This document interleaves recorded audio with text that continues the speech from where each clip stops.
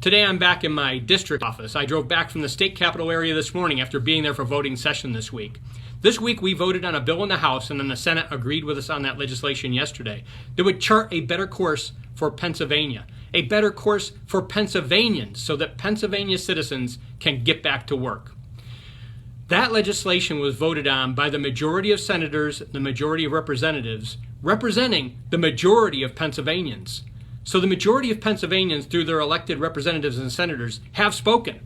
And we have said that we believe we need a new path, a path that is constitutional, a path that is different than Wolf's unconstitutional dictate. Wolf has created a constitutional crisis with one unconstitutional dictate after another. As a people, we have a duty to stand up against unconstitutional dictates from any elected official. We must stop Wolf in his tracks. We must stop his socialist friends in the state and in our nation. They should not be allowed to use a crisis to create a constitutional crisis and ultimately violate the God-given rights that are affirmed in our constitutions. I ask for you and your neighbors and your families to stand with me. We must stand together as a people.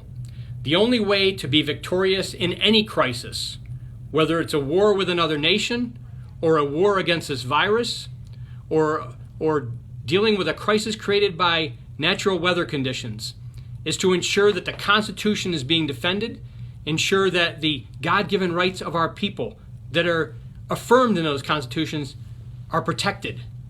We must stand together. The socialists have not been able to win at the ballot box in America.